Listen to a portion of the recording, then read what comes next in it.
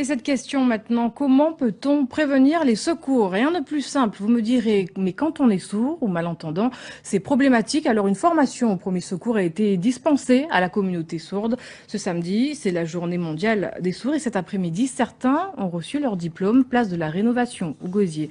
Aurélie Ménel, Jean-Marie Mavounzi. Cette journée mondiale des sourds a trouvé un écho en Guadeloupe.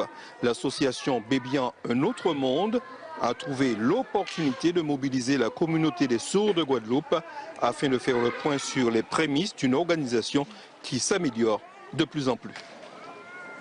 Cette journée a lieu tous les derniers samedis du mois de septembre, depuis 1958. Donc afin de pouvoir sensibiliser les entendants, c'est comme une fête de la culture sourde aux yeux des entendants. C'est donc une fierté. La situation des sourds en Guadeloupe s'améliore très sensiblement concernant leur prise en compte, notamment par les différentes instances, mais il reste beaucoup à faire.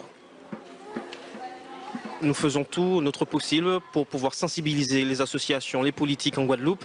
Mais le travail reste énorme, hein. Il y a énormément de travail à réaliser au niveau de l'accessibilité. On a aussi procédé à une remise de diplôme pour les sourds ayant suivi une formation aux soins du premier secours. Quand un sourd est dans une administration, est chez lui ou dans un endroit public, comment il fait pour alerter les secours, que ce soit le SAMU ou les pompiers quand il y a un malaise, quand il y a un accident, etc. C'est une difficulté que vous et moi, nous n'avons pas, puisque nous avons l'usage de la parole, de l'audition. Cette première édition de la Journée mondiale des sourds a connu un certain succès dans le département.